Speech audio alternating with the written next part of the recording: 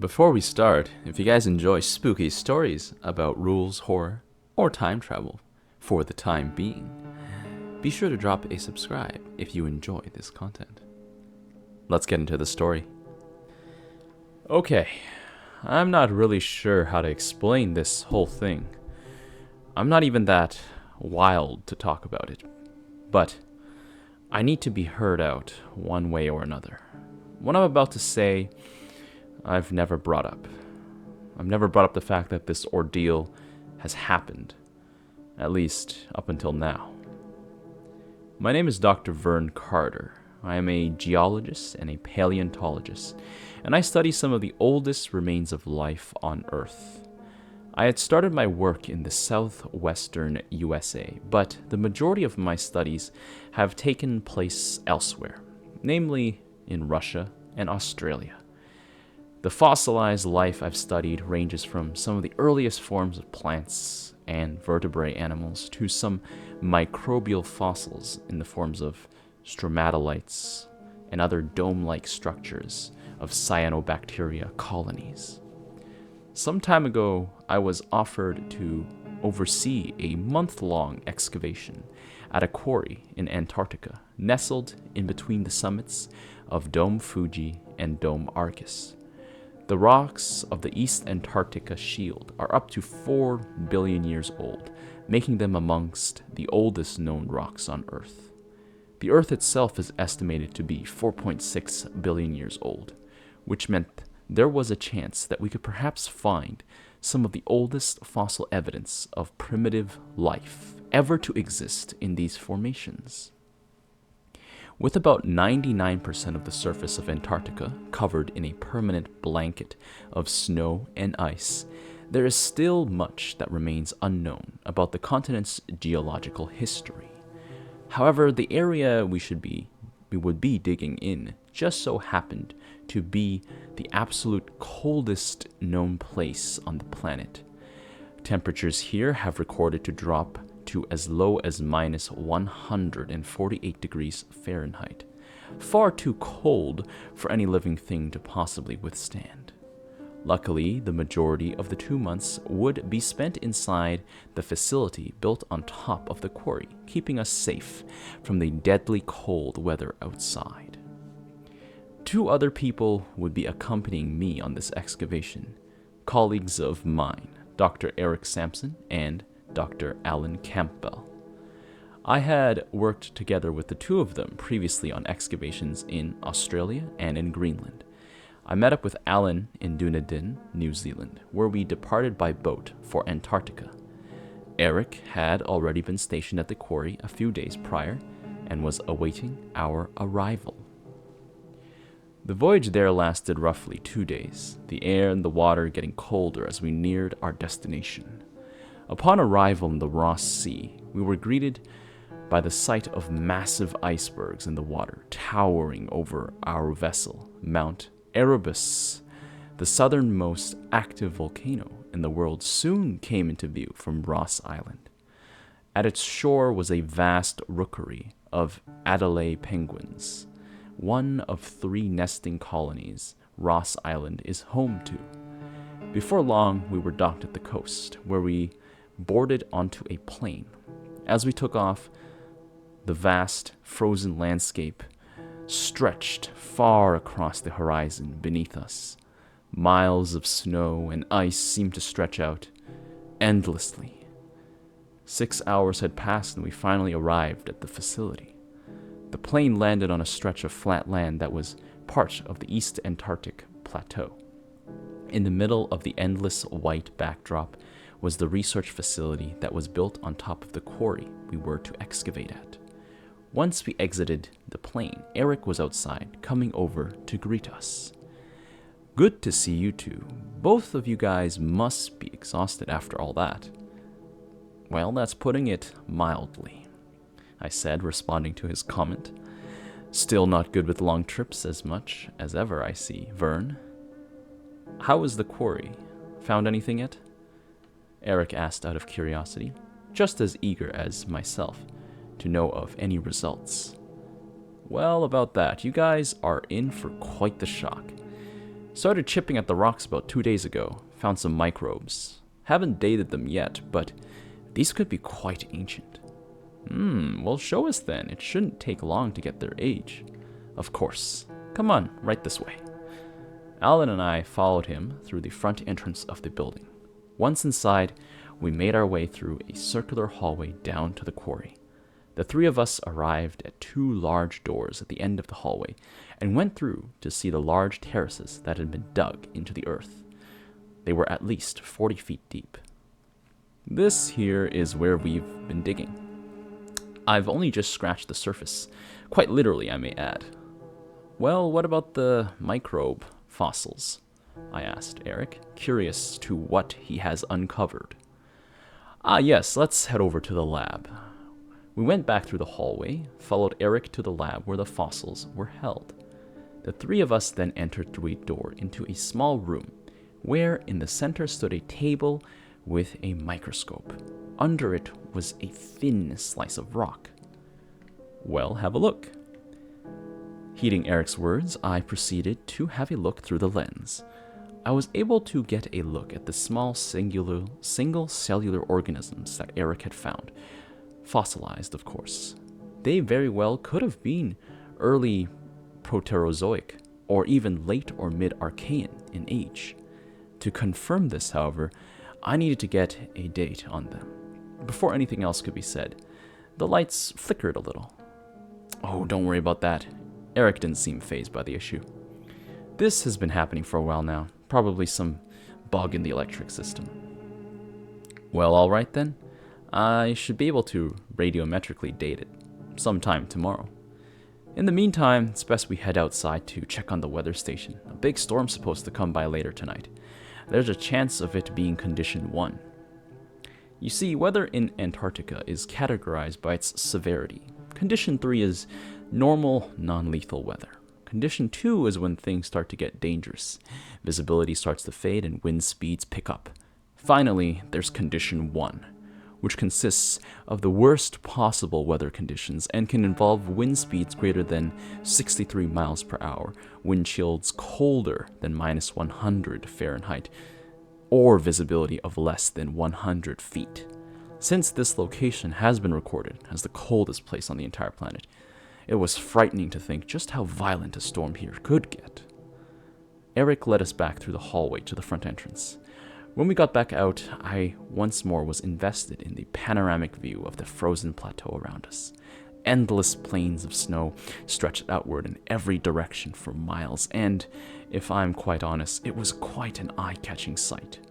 Out in the distance was the station, a tall antenna against the polar backdrop.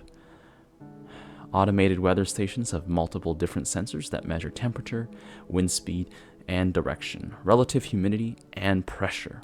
About 300 feet away was a small elevated shack, most likely a radio or communication center of some sort. Eric walked up to the station, checking on any signs of weather that would be approaching. After he analyzed it for some time, he turned to us with an expression of deep concern. Unfortunately, it looks like I was right. We have a Condition 1 sweeping through here tonight. Condition 1 being the most violent type of weather. It could easily cause fatality if we were exposed to it. Oh, come on. We better head back and lock up for the night then. Alan and I followed Eric back to the facility. As we did, something off in the distance caught my eye. I noticed a weirdly shaped pattern of some kind of formation in the snow. Such things are a natural phenomena, as the texture and the appearance of the icy landscape is shaped by the strong winds of the region. Although something about them seemed rather interesting. It appeared to be serpentine in appearance. Could something like that have been formed merely by the wind? I stood there for a good few seconds, contemplating it. What's wrong? You get frozen in the snow? I continued back to the facility after Alan's chirp. Later that night, we had the facility in complete lockdown for our safety during the storm. The windows were completely engulfed and encrusted in snow, and the rushing winds were loud enough to be heard from the outside. Any living thing would be killed by that weather in a matter of minutes, if not seconds. We took that time to do some digging in the quarry and collect some samples for dating.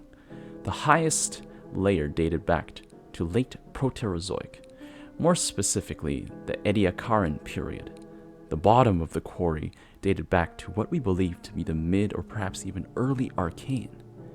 We managed to recover several Ediacaran fossils from the top of the quarry, specifically those of early sessile animal life, similar to modern sponges, coral, and anemones. They were surprisingly well preserved, some of them showing the insides of the organisms. I also took some time to recover some rocks at the bottom of the quarry. I was hoping to get a date on them later during the week, but took one of them to the lab to have a more close-up look. Using specialized tech, I took a sample from the rock, placing the slice beneath the microscopic lenses. When I looked through, there were more microbic life forms similar to the ones I had seen on the previous fossil, but they seemed less pronounced. The best way to describe it is that other fossils were a more complex type of prokaryote, where these ones seemed slightly more primitive, perhaps even older in age. Without warning, the entire room began to shake.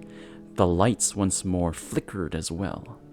The shock of this sent me into a state of panic.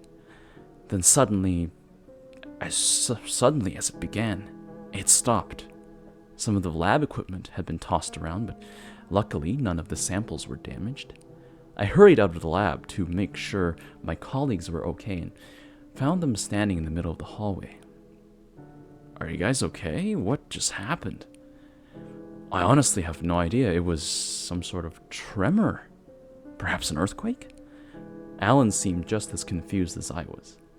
Eric, too, was trying to rationalize what had just happened. "I don't recall this area being along any fault line, or even a cave system for that matter."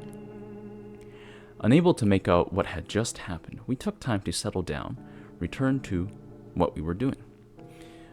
Over the course of the week, more rocks and fossils were recovered. The organisms preserved range from Ediacaran fauna to some of the earliest known single-cellular life to have appeared on Earth. I was able to do some radiometric dating tests with some of the fossils that were recovered. The fossils that Eric had shown us upon arrival were earliest Protozoic in age, specifically Siderian. Some of the others turned out to be late Archean. At the end of the week, I was awaiting the results of one of the fossils I recovered from the quarry's deepest layers. Eric was monitoring the facility from the inside, as we were in the midst of yet another Condition 1 storm. They're known this year for being particularly frequent. Alan was in the quarry, excavating for more potential finds. I stopped for a second, noticing a tiny opening within the frost-engulfed windows. I could just make out the raging winds outside. While life is known for surviving in some extreme places, this place was apparently not one of them. Even the hardest of Antarctic life would freeze to death here. I walked on over to the lab to see if the test results for my rock had come back. When I came to check, they were in, and they revealed something that made me gasp in disbelief. The fossil I had found, the one containing microbial life, was 3.8 billion years old, specifically from the Archean era. The oldest we have known prior to this was only 3.5 billion, but this, what I was looking at, was without a doubt some of the oldest life to exist, most likely the oldest ever. I knew what I was looking at was a major find and could be vital to contributing to our understanding of how life on Earth came to be. I was right about to go and let Eric know, but then it happened again. Another tremor. Another tremor started to shake the facility. The equipment started to shake and jump around, and some of it fell off the table. I got out of the lab as soon as I could, but then realized Alan was still in the quarry. I ran over to the quarry entrance to go and get him out of there. As soon as I opened the doors, I had ran over to the sight of the entire quarry collapsing in upon itself, accompanied by Alan's muffled shouts and screams. Once again, the tremors came to a sudden stop. The entire quarry had somehow fell, creating a pit that was at least 90 to 100 feet deep. As I was in the midst of panicking, I heard Alan's voice call out from the bottom. "Hello? Is anybody there?" As soon as I heard his voice, I called back to reassure him. "Oh, don't worry, Alan. Stay right there. I'm going to get help." I ran down the hallway to find Eric, and I nearly ran into him. "What's going on? What the hell just happened?" Eric said. "It's Alan. He's in the quarry, and it's collapsed. He's still alive, though." "Oh, no. Come on. We need to get down there and recover him. Quickly." Eric and I rushed to a storage room where emergency equipment was kept. We grabbed a rope, harness, and some climbing gear and quickly made our way back to what remained of the quarry. When we got there, I called out once more to Alan. "Is everything okay? We're coming right down." However, this time there was no reply. My fears began to worsen as I wasn't sure if Alan was okay or not. Without any hesitation, Eric had the ropes anchored to the ground. We attached harnesses to ourselves and slowly made our way down into the pit. As we descended, the light from above became dimmer. Everything around us began to get darker. Once we reached the bottom, we had to switch on our flashlights, and we searched for Alan. He was nowhere to be seen. Then a beam of my light caught a trail of blood. My heart began to race, as there was no telling what had happened to Alan. Eric took notice and tried to reassure me. "Oh, get it together. He's probably just got a small scratch or something."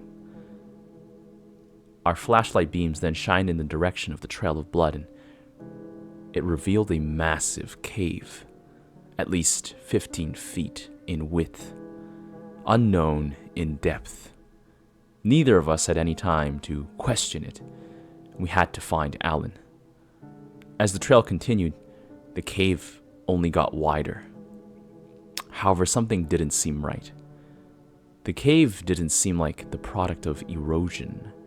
In fact, there were signs that suggested that this was a recent formation, like something that was made yesterday. Suddenly, we came to a stop as the cave forked into two directions. It became clear to me this cave system was not carved out by water or erosion. These were tunnels. But there was no way that was possible. No living thing could survive here. We continued to follow the trail of blood when Eric came to a complete halt. Before I had the chance to say anything, a sound started emanating from around the corner. It resembled a sort of skittering. As it gradually got louder, neither of us made so much as a move, but we were both completely paralyzed. Around the corner came some creature. It was at least 4 feet in length, and it mostly resembled a velvet worm, only much larger. It slowly traversed through the tunnel on its dozens of tiny legs, but seemed not to notice us. This changed everything we knew. Nothing is supposed to be capable of living in this area of the continent, yet there was life right before our eyes. "Tell me you just saw that?" Eric was looking at me. "That was real. There's no mistake," I replied. "Perhaps the subterranean temperatures here are lower than on the surface. However, life can and is surviving down here. Just that it wasn't clear to either of us how." Eric and I continued down the left tunnel, following the trail. Could something have created these tunnels? Maybe those velvet worm-type creatures had made them, and their tunneling has caused the quarry to cave in. Yet the one we saw was merely 4 feet long. Was it even possible for something that small to make a tunnel of the size that we were currently in? The walls of the tunnel began to show small, glowing dots. As Eric and I got closer, it became much more obvious what they were. The tunnel was lined with numerous bioluminescent fungi. There was so much of it that we didn't need our flashlights anymore. By the end of the tunnel, we heard a faint coughing coming from around the corner. Well, that had to be Alan. And without any haste, Eric and I ran as fast as we could, making a sharp right. We turned into a large chamber, and the roof was completely covered with thousands of bioluminescent fungi, the same that we had seen in the previous tunnel, and this created enough light for us to see everything that was in front of us. And what we saw was Alan, badly injured, lying on the ground. Eric and I rushed over to help him. On the ground next to him, there were several worms like the ones we had seen earlier. One of them was on top of him, presumably trying to eat him. Eric quickly grabbed it and pulled it off, and threw it on the side, where it proceeded to scurry away. Alan was barely breathing and appeared to be coughing up blood. We needed to get him back up to the facility as soon as we could. Eric and I tried to help him up, and we noticed that Alan was trying to say something, but I could just barely make out what he was trying to say. We need... they're here. Oh, don't try to talk. We're gonna get you back, I said. Eric and I made our way back to the tunnel, with Alan on our shoulders. He was just barely capable of walking. As we did so, everything began to shake. Another tremor began. A deep booming bellow came through, the sound echoing off the icy walls. When this happened, all the worms in the chamber began to bolt and scurry in all directions as if they were trying to hide, deeply afraid of something. The tunnels must be caving in. We need to hurry. Heeding what Eric said, the two of us rushed to the best of our ability through the tunnels, carrying Alan on each of our shoulders. All the while, I carried my flashlight in my other hand. We kept racing through the tunnels until we reached a dead end. The tunnel opening leading from the pit that was once the quarry had collapsed entirely. We were shut in. No. I started to panic. I didn't know how to handle this situation. The fact that we were potentially trapped down here had sent me into hysteria. Once more, the tunnels shook. 3 of us nearly fell over, but just barely managed to stand our ground. The shaking then suddenly came to a halt, just as suddenly as it had started. Everything around us went quiet again. The skittering noise became audible again. We turned around to see yet another one of those velvet worms crawling through the tunnels. Without any warning, bam! The wall of the tunnel burst open, revealing a massive creature. It grabbed the worm in its mouth, scarfing it down in seconds. This thing, whatever it was the size of an elephant and resembled some demented, hellish version of a naked mole rat. Only it was covered with fur. Tusks protruded from the sides of its mouth, and its forelimbs were equipped with massive claws, each as long as we were tall. It became clear to me that this was what was making these tunnels, and this was what caused the quarry to collapse. The worms were merely its food source. None of us made any sudden moves. Alan, however, he could not hold his footing, and he slipped. Eric and I caught him, but the creature sensed us. While it was clearly blind and not looking directly at us, it sniffed the air repeatedly with its massive vertical nostrils. Apparently, they hunt by both scent and sound. All 3 of us tried to stand as still and silently as we could, not wanting to draw out its attention anymore. As it continued to try and pick up our scent, behind us, the ground exploded as another one of these things came up from beneath. Before we could do anything, it grabbed Alan in its jaws, retreating back into the hole from whence it came. The echo of Alan's screams could be heard as they slowly faded down the hole with the creature. The other creature let out a deep, rumbling roar. The one that had not yet attacked us now turned and charged. Eric and I just barely managed to dodge it, causing it to crash into the wall. The 2 of us ran as fast as we could with the beam of our flashlights and the wall fungi being the only things helping us see where we were going. The tunnels began to shake randomly, signaling the presence of more of these creatures. Within minutes, we once more reached the chamber where we had found Alan. There seemed to be no way out of this tunnel network. What the hell do we do now? Eric asked.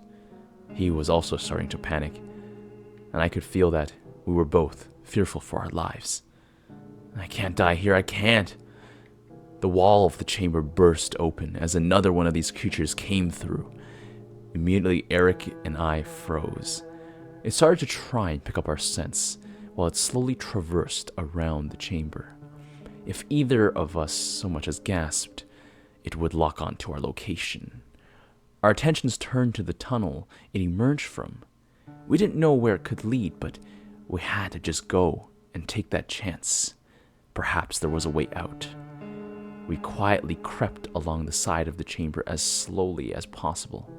The creature was on the opposite side, continuing to try and sniff us out. Both of us were just barely managing to hold our breaths. Finally, we managed to reach the entrance of the tunnel. But out of nowhere, one of the worms darted out from the dark and through Eric's legs, causing him to fall over. This, of course, caught the creature's attention. Before it could charge, Eric got back up, and we ran through the tunnel. As we ran for our lives, the tunnel became steeper and steeper. We ran through more and more of it, and we became more and more out of breath. Another turn, this time left, this time right, this time left again. And there was visible through this turn an ascending tunnel, and around it there appeared to be some faint dim light. Without questioning it in the slightest, we ran right up into it. When we reached the source of the light, we encountered an icy rock wall, nearly vertical, and an opening to the surface. "We have to climb this now," Eric said. "Are you out of your mind? There's nothing to hold on to," I said. Another one of the creatures roared, and its echoes could be heard throughout the cave, forcing myself to agree with Eric's option. The Condition 1 storm was most likely still in a violent state, but at that moment we didn't have a choice. Eric and I began to make our way up. Good thing we still had our ice picks on us. As fast as we could, we dug our axes into the frozen wall of rock, making our ascent to the opening. Once we made it 3/4 of the way up, the creature had come to the bottom of this opening, and it started to chase us. This forced us to climb even faster. Both of us were in a frenzy, and we were practically clawing our way up this icy crevasse. Finally, we reached the opening. I managed to squeeze myself through it, and was greeted and blasted by a violent gust of wind. I was literally 18 feet away from the facility station. In spite of the violent weather, I turned to help Eric, who managed to squeeze half of his body through the opening. I grabbed his hands and started pulling him out. As I almost had him out, he was dragged right back through into the tunnel, and he was pulled out of my hands. His scream echoed throughout the tunnel, and the creature roared in satisfaction. "No!" he screamed. I got down on the ground, clawing and digging at the collapsed opening. No, I said. The ice was too packed in now. My hands frozen cold with the frostbite. I gave up and hung my head down. There was nothing else I could do. The ground, however, had started to shake once again, but this time was accompanied by the sound of the entire facility falling apart. I looked up and saw the building around the quarry begin to cave in and collapse. Within seconds, the entire building came down. All that remained now was the tiny shack and our weather station, somewhere off in the distance. I knew now that my only hope for survival was to radio somebody, hoping that it would be picked up on. Against the violent winds, I made every effort to get to the shack, illuminated only by my faint flashlight. As violent 60-mile-per-hour winds crashed into me, I was nearly blown off my feet. After just barely traversing through the storm, I dragged myself up the stairs and made my way into the shack, and I slammed the door behind me. As I thought, the shack was simply just a radio and communications building. I immediately proceeded to send a transmission stating that I was in distress. Halfway through, however, the last of my energy was expended, and I collapsed, passing out completely. When I awoke, I was in a medical room, and I was laid down on a bed. A doctor came in telling me that I'm on a boat headed for Dunedin, New Zealand. They proceeded to explain how I was out for 3 days and how I had barely just managed to stay alive. Although I had still sustained minimal frostbite, the shack's heating was just enough to protect me from the cold. Once we reached Dunedin, I was transferred to a hospital where I spent the next week and a half recovering from my injuries. The report by the RNZNN stated that 2 members of the expedition were dead and most likely killed by the collapse of the facility, although their bodies were unable to be recovered. I was found unconscious in a coma in a small radio station where I was quickly airlifted to safety. Part of me wanted to tell them about what I had seen, but I knew how things like that would end. Nobody in their right mind would take such an account seriously. Much later on, I hoped that this would be all buried by the passage of time. This ordeal had forced me into months of therapy. I could not even get sleep for some time. Even when I was able to begin to move on from it, these thoughts kept remaining in the back of my mind, lurking in the shadows. And now it's been quite relevant in my mind once again. Several months ago, I had received a strange email with an unknown sender where it only contained an image link. My first thought was that this was simply a spam email, for there was no text, simply a link. I clicked it because I was curious. All that there was in this link was a black image with white text that said, "Dr. Carter, we are aware of the ordeal you had faced. It must be very difficult, seeing as not a soul would believe your words. We know about what you saw, however. We know what you have experienced. There is still much about our planet the public refuses to see. And Dr. Have and yourself have only scratched the surface. TEF." My first thoughts were that this was some weird conspiracy group, one that had no idea what they were talking about, or perhaps some practical joke. Although, why would the email have no sender and only a link to a picture? It's clear that this is not quite spam. But who is, or what is TEF? Whoever they were, there's one thing they were right about. After everything I saw, I can safely confirm that we, in reality, know practically nothing about the things that live on this planet.